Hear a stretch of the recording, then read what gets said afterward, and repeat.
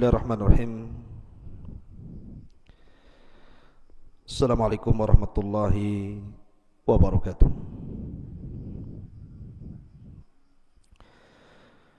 Alhamdulillah wassalatu wassalamu ala Rasulillah wa ala alihi wa sahbihi wa mawalah wa la hawla wa la quwata illa billahi wa ba'du. Qala Allahu azza wa jalla ya ayyuhalladzina amanu taqullaha haqqa tuqatih wa la tamutunna illa wa antum muslimun. Wa qala sallallahu alaihi wasallam man salaka tariqan yaltamisu fihi ilma sahhalallahu bihi tariqan ilal jannah. Ma'asyiral muslimin yang dimuliakan Allah Subhanahu wa taala. Alhamdulillah di malam hari ini kembali kita bisa bermuajah walaupun lewat media, dan kita masih membahas tentang silsilah duka di negeri Al-Quds Palestina. Dan malam ini kita akan membahas tentang sejarah Palestina dan masuknya orang-orang Yahudi ke negeri Palestina. Ma'asyiral muslimin yang dimuliakan Allah Subhanahu wa taala. Sebelum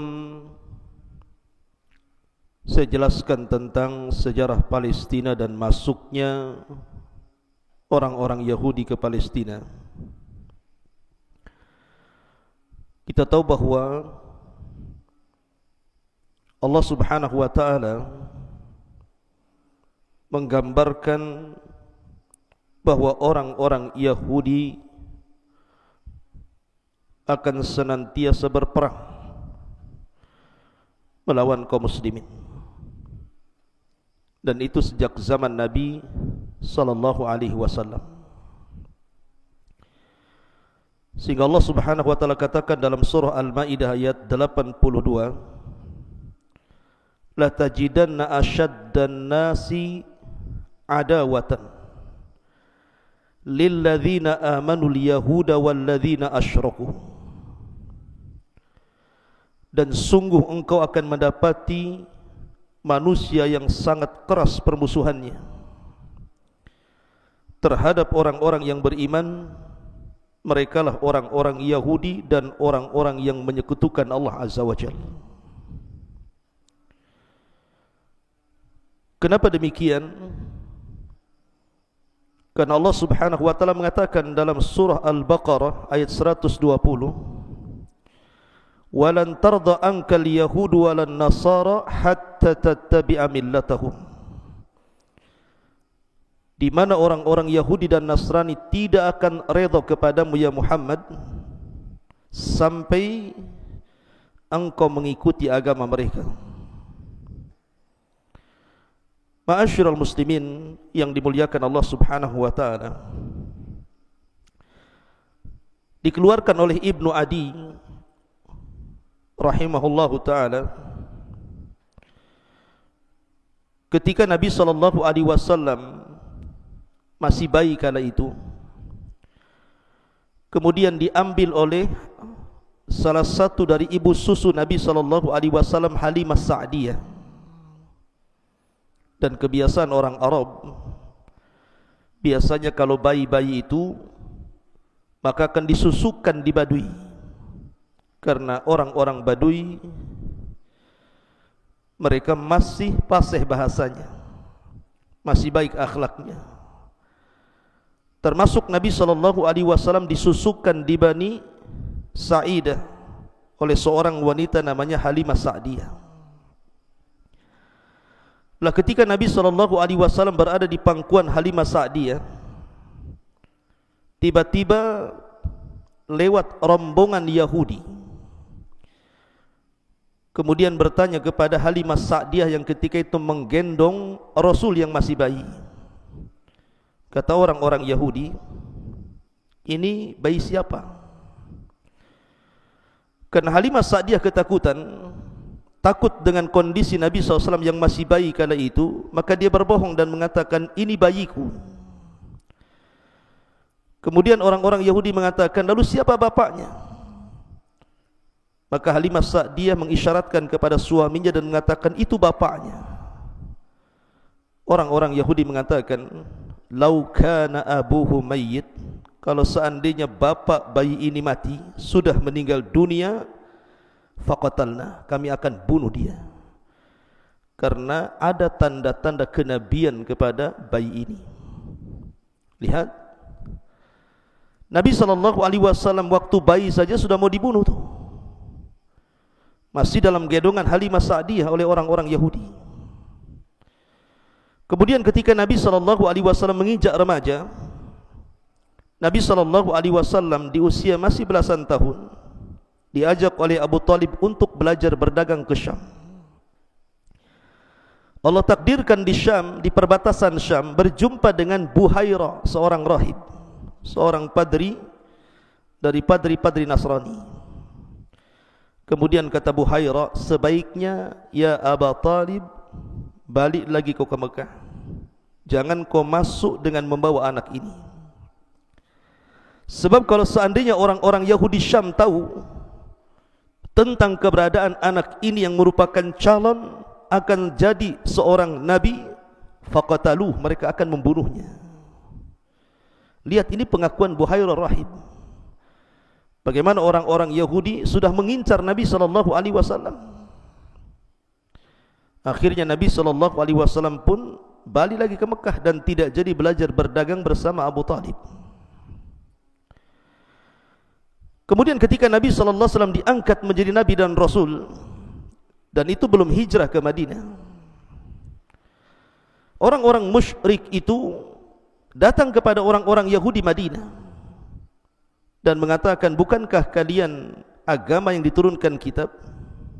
Bagaimana menurut kalian, mana yang lebih berpetunjuk, kami atau dia? Maksudnya dia di sini Nabi SAW. Yahudi tahu Nabi SAW di atas kebenaran, tapi karena kebenciannya dia mengatakan, antum ahda minhu, kamu lebih berpetunjuk dibandingkan dia. Lihat bagaimana bencinya orang-orang Yahudi kepada Nabi SAW.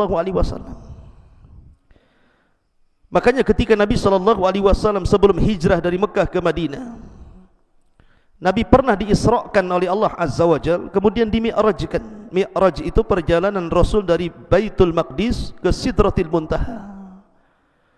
Kemudian diperjumpakan dengan beberapa para Nabi. Salah satu yang berjumpa dengan Rasul dalam perjalanan Mi'raj itu adalah Nabiullah Yahya dan juga Nabiullah Isa bin Maryam.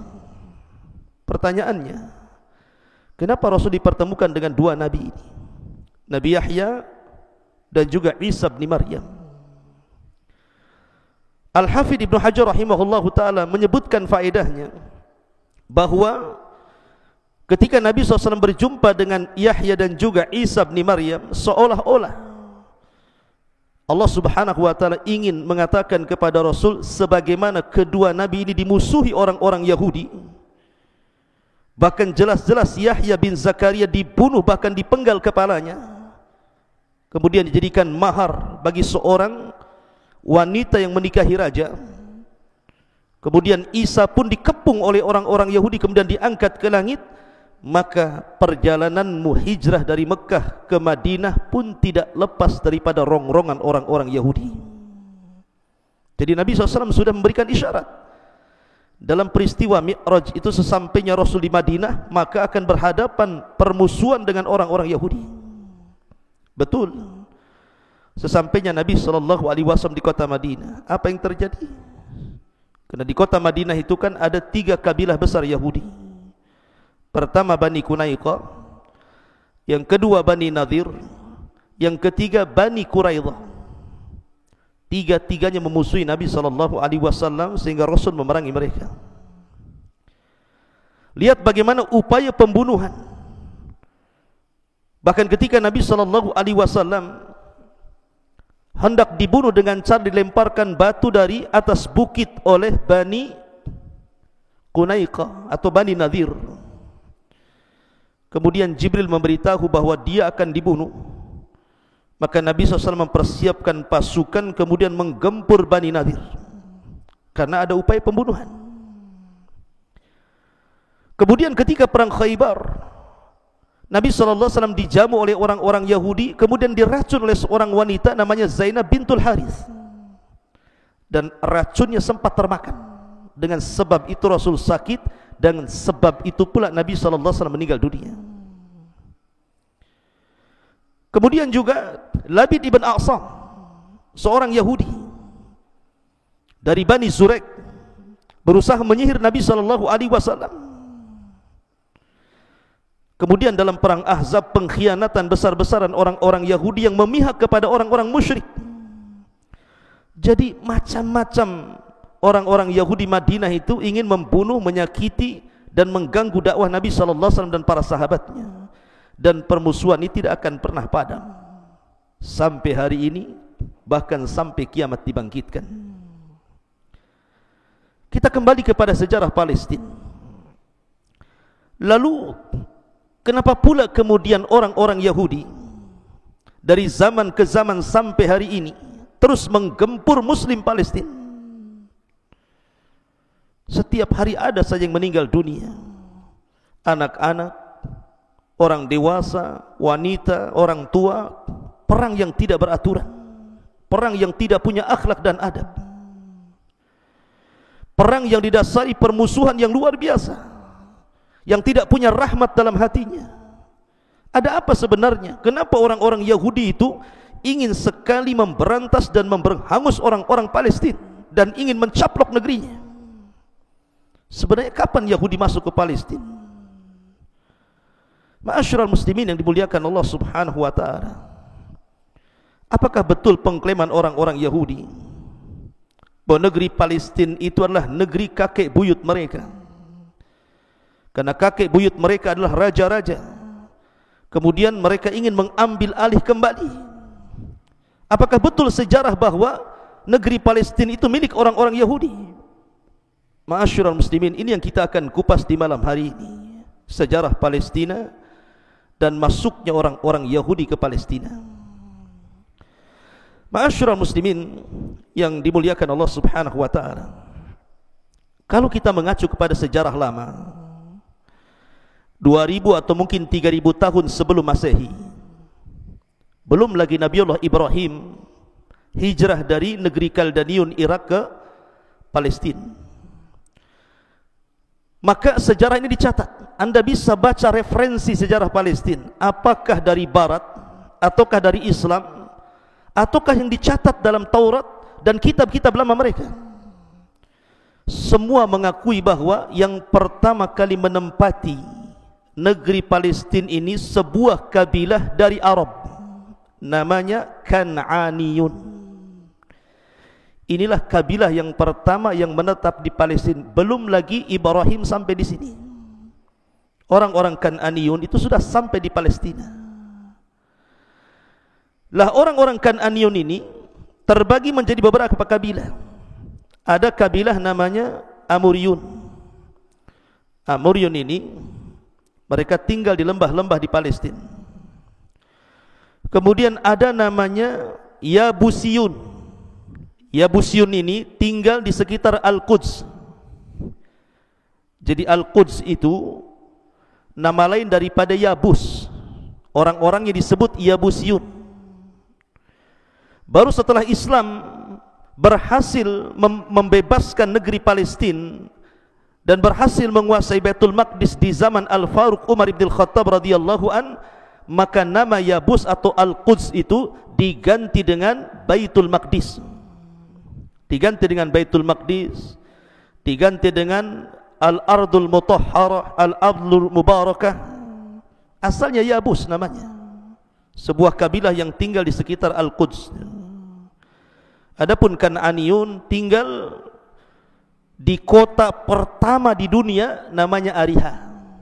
Jadi kota tertua di dunia itu namanya Ariha di Palestina.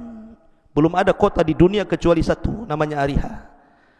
Ariha inilah yang diperangi oleh Yusha ibn Nun. Ketika Nabi Musa alaihi salatu wassalam membawa Bani Israel untuk mengambil alih Palestina lewat jalur Ariha, Bani Israel tidak mau. Takut melawan orang-orang Kan'aniyun yang ada di Ariha itu. Sampai akhirnya kemudian Allah Subhanahu wa taala azab mereka. Akhirnya mereka tidak bisa keluar dari padang pasir itu yang disebut dengan negeri linglung atau disebut dengan Ardutih selama 40 tahun sampai Musa dan Harun meninggal dunia. Baru 40 tahun berikutnya kemudian pasukan dipimpin Yusha ibn Nun. Yusha ibn Nun inilah yang membawa orang-orang Bani Israel kemudian membebaskan Ariha, berhasil menaklukkan Kan'aniyun, kemudian merebut Baitul Maqdis. Ini kisahnya. Jadi kalau kita ditanya siapa yang pertama kali menduduki Palestina, maka kita katakan orang Arab. Orang Arab lah yang berhak dengan tanah Palestina, bukan orang-orang Yahudi. Di mana Yahudi? Yahudi datang jauh belakangan setelah berabad-abad. Kenapa kemudian mengklaim bahwa itu tanah Yahudi? Dari mana Anda dapat sejarah? Yahudi itu datang belakangan. Itu pun setelah Musa berlalu. Sementara orang-orang Kan'aniyun ini kabilah Arab, ketika terjadi paceklik hebat, akhirnya mereka pun mencari suaka ke beberapa daerah, sampai akhirnya mereka menetap di Palestina. Ketika itu bukan namanya Palestina. Nanti akan saya sebutkan kenapa, dari mana asal Palestina muncul itu. Dulu disebut Ardul Kan'an namanya, bumi Kan'an. Lah bumi Kan'an, kenapa disebut bumi Kan'an? Karena memang penduduk aslinya orang-orang Kan'an. Baru setelah itu, setelah lewat beberapa kurun, barulah kemudian sejarah dimulai ketika Nabiullah Ibrahim alaihi salatu wassalam muncul, kemudian hijrah dari negeri Kaldaniun menuju Palestina. Jadi Nabiullah Ibrahim alaihi salatu wassalam itu datang belakangan. Jadi dia dilahirkan di Irak di masa kerajaan Namrud, dan kabilah Namrud itu disebut Kaldaniun. Banyak ujian dan cobaan Nabiullah Ibrahim dalam berdakwah di negeri Kaldaniun itu, tapi Allah takdirkan tidak terbuka hidayah kepada Kaldaniun itu.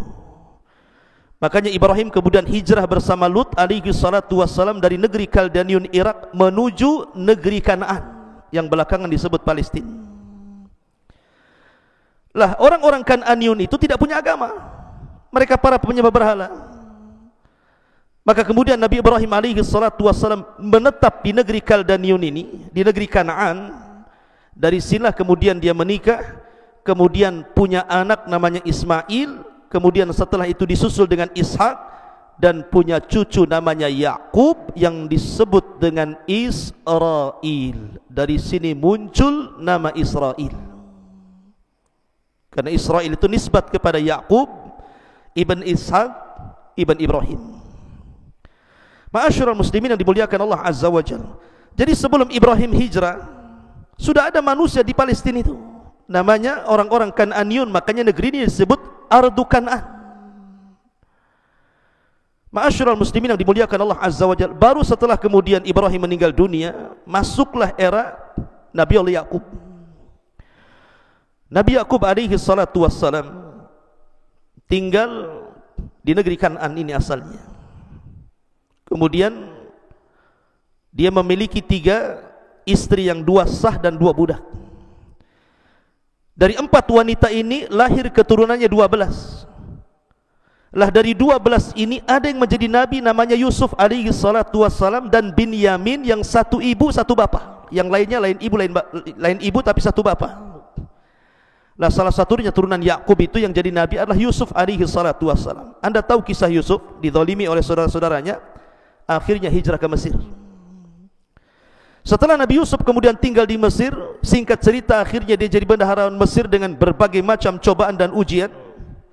Lah dari sini akhirnya diboyonglah seluruh keluarga Nabi Yakub oleh Nabi Yusuf ke Mesir. di zaman Fir'aun yang bukan Fir'aun di zaman Nabi Musa. Maka mereka hidup beranak pinak di Mesir, sehingga turunan dari 12 putra Yakub disebut Bani Israel. Jadi Bani Israel berkembang di Mesir, bukan di Palestina. Lah ketika Nabi Yusuf alaihi salatu wassalam masih tinggal di Mesir, mereka dihormati, diberikan fasilitas, diberikan daerah, diberikan rumah sampai beranak pinak. Tapi ketika Nabi Yusuf meninggal dunia, mulailah Fir'aun berikutnya datang, kemudian memperbudak Bani Israel sampai masuk era Nabi Musa alaihi salatu wassalam. Baru Musa lah yang membawa Bani Israel dari Mesir menuju Palestina. Lalu dari mana munculnya kalimat Palestina ini? Kenapa kemudian muncul Palestina padahal namanya Ardu Kan'an? Ma'asyiral muslimin yang dimuliakan Allah Azza wa Jalla, saya ulangi dari awal bahwa kabilah Arab Kan'aniyun itu terbagi menjadi beberapa kabilah. Ada Amuriyun, ada Yabusyun, ada Kan'aniyun. Dan ini beberapa tempat di negeri Kan'an itu, ada yang di lembah-lembah, ada yang di Al-Quds, dan juga ada di negeri Ariha. Dahulu Palestina dengan Mesir itu satu negara, jadi satu. Karena memang Mesir dengan Palestina itu terpisah dengan Sahara, dengan padang pasir yang terbentang luas, dan perbatasannya disebut Jalur Gaza. Jalur Gaza inilah perbatasannya. Jadi Mesir dengan Palestina itu nyatu zaman itu. Makanya ketika terjadi paceklik di zaman Nabi Yusuf alaihi salatu wassalam, banyak orang-orang yang tinggal di Palestina, mereka datang ke Mesir untuk mengganti barang-barang berharga mereka dengan makanan. Salah satunya keluarga Yakub. Mereka membawa barang-barang berharga kemudian bertukar di Mesir, karena ketika itu Mesir negeri kaya ketika di zaman Nabi Yusuf, dan itu menunjukkan bahwa Mesir dengan Palestina itu masih nyatu. Ma'asyiral muslimin yang dimuliakan Allah Azza wa Jalla, Allah takdirkan dari arah laut ada kabilah besar menyerang Mesir. Diseranglah Mesir zaman itu, dan Mesir kalah. Karena kekalahan itu akhirnya terjadi gencatan senjata, kemudian terjadi perdamaian.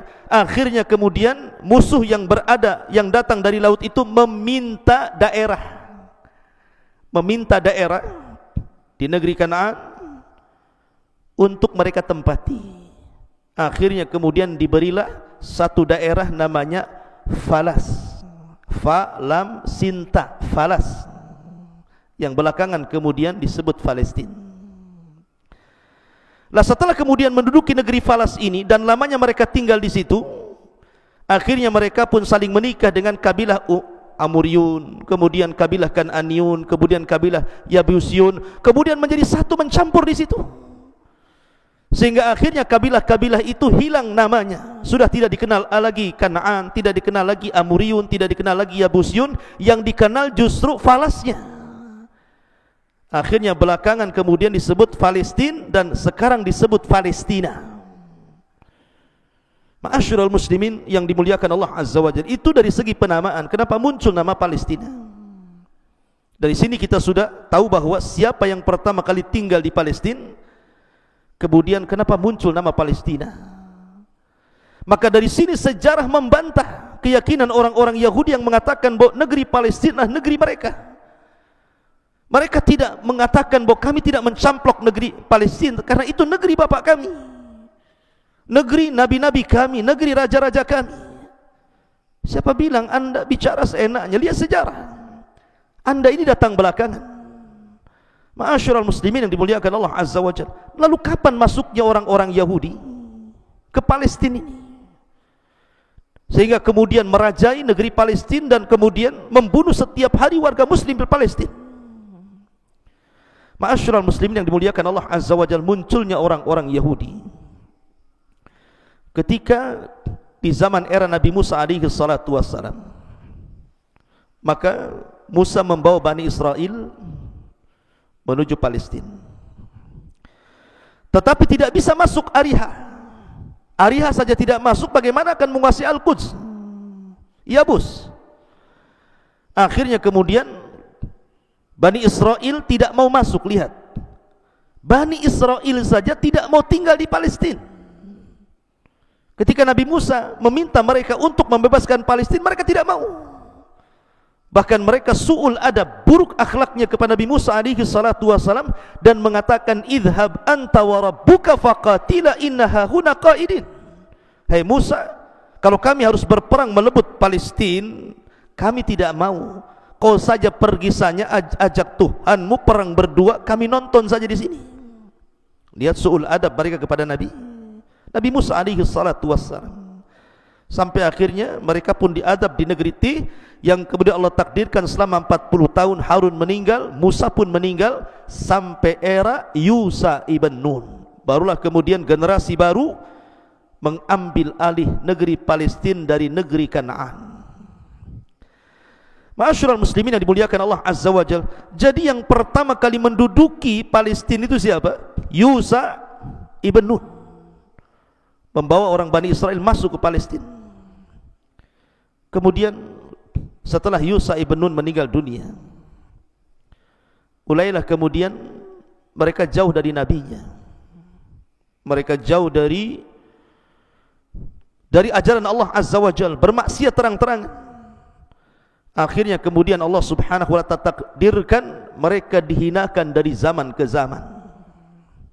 Dari zaman ke zaman mereka dihinakan, sampai akhirnya mereka dijajah oleh Jalut, sehingga Jalut berhasil menguasai Palestina dan mereka dihinakan. Baru setelah kemudian muncul raja pertama yang merupakan pendiri kerajaan Bani Israel, namanya Talut. Talut inilah yang kemudian berhasil mengalahkan Jalut, sehingga mereka mampu mendirikan negara Bani Israel, dan raja pertamanya adalah Talut. Setelah Talut meninggal dunia, kemudian tampuk kepemimpinan rajanya diganti nabi namanya Daud, atau istilah orang-orang Yahudi David, menjadi raja. Dan ini satu-satunya raja dari Bani Israel yang merangkap jabat raja plus nabi. Setelah Daud meninggal dunia, kemudian tampuk kepemimpinan jatuh kepada Sulaiman. Dia juga raja plus nabi. Inilah puncak kejayaan Bani Israel di zaman Nabi Sulaiman. Makanya Nabi SAW mengatakan, Malikul Ardi Arba'atun. Raja yang pernah menguasai dunia hanya 4. Dan yang paling luas kekuasaannya adalah Nabiullah Sulaiman alaihi salatu wassalam. Setelah itu kemudian Dzulqarnain, setelah itu Namrud, setelah itu Bukhtun Nasr. Ma'asyiral muslimin yang dimuliakan Allah Azza wa Jalla. Akan tetapi setelah Nabi Sulaiman meninggal dunia, maka Bani Israel mulai melemah. Disinilah terpecah menjadi 2 negara. Dua negara, satu disebut Israel dan satu disebut Yahuda. Di sini muncul Yahudi. Jadi 2 negara ini terpecah karena putra Sulaiman tidak sekuat Sulaiman, tidak sekuat Daud, tidak sekuat Talut, sehingga terpecah menjadi 2, Yahuda dan Israel. Ada yang mengatakan Yahuda itu ibu kotanya Samara, ada yang mengatakan Israel ibu kotanya Jerusalem. Lah Allah takdirkan kemudian datang pasukan dari luar menggempur 2 negara ini. Pertama datang Bukhtun Nasr, menghancurkan orang-orang Yahudi dan menghancurkan ma'badnya Nabi Sulaiman, atau disebut dengan Haikal Sulaiman, diratakan dengan tanah, kotanya dihancur-hancurkan, orangnya ditawan, laki-lakinya dibunuh, anak perempuannya dibawa ke Irak. Kemudian mereka menjadi budak di Babil. Kemudian datang lagi selain Bukhtun Nasr, menyerang Israel, hancur juga. Mulailah kemudian terjadi kehinaan terus, dan inilah kehinaan pertama, penghancuran pertama yang terjadi pada Bukhtun Nasr. Karena nanti ada penghancuran kedua. Ketika 400 tahun setelahnya, kemudian mereka sudah kembali ke Palestina gitu ya. Kemudian mereka bermaksiat kembali. Kemudian sebagian mereka membunuh para nabi, diutus kepada mereka Isa bin Maryam. Tapi apa yang terjadi? Isa pun kemudian berusaha untuk dibunuh. Setelah mereka membunuh Nabi Yahya, Nabi Zakaria, targetnya Nabi Isa. Setelah Isa diangkat ke langit, terjadi kehancuran kedua kalinya Bani Israel dengan dikirim orang-orang Romawi, orang-orang Nasrani, akhirnya diserang habis-habisan. Maka ini kehinaan kedua yang disebutkan dalam Al-Quran, la tufsidunna marrataini. Kalian merusak dua kali sehingga Allah hinakan kembali kalian. Ma'asyiral muslimin yang dimuliakan Allah Subhanahu wa taala. Maka dari sini kita tahu bahwa Yahudi itu masuk belakangan. Di mana Anda dengan sejarah? Jadi tanah Palestina itu milik orang Arab, bukan milik Anda orang-orang Yahudi. Enggak ada kaitan sejarah. Tetapi sekali lagi pertanyaannya, kenapa Yahudi maksa banget gitu ya ingin menguasai Palestina? Bukankah orang-orang Yahudi pernah ditawari tinggal di Afrika? Tinggal di beberapa kota, tetapi mereka menolak dan menginginkan tetap negeri Palestina sampai hari ini. Ada apa sebenarnya? Kenapa orang-orang Yahudi itu ingin sekali menguasai Palestina? Tentu orang Yahudi bukan melihat Palestina itu karena pertaniannya, karena sungai-sungainya, karena tempat-tempatnya yang indah, karena buminya. Bukan itu yang dikehendaki orang-orang Yahudi di Palestina. Tapi ini sebuah akidah, sebuah keyakinan yang menghujam kepada orang-orang Yahudi. Kenapa Yahudi ingin mencaplok Palestina itu? Apa keyakinannya? Sebagian ulama menyebutkan bahwa orang-orang Yahudi itu berkeyakinan kalau mereka bisa mengembalikan Haikal Sulaiman. Haikal Sulaiman, apa sih Haikal itu? Haikal itu pondasi pertama Masjidil Aqsa. Kalau kita menyebutnya Masjidil Aqsa, kalau orang Yahudi menyebutnya Haikal Sulaiman. Itulah bedanya. Kalau kita menyebutnya Masjidil Aqsa, tapi orang Yahudi menyebutnya Haikal Sulaiman. Lah di samping Masjidil Aqsa itu ada masjid lagi yang kubahnya warna kuning itu. Itu bukan Masjidil Aqsa, itu namanya Masjid Sakhral Musyarrafah namanya. Itu ada sejarah sendiri.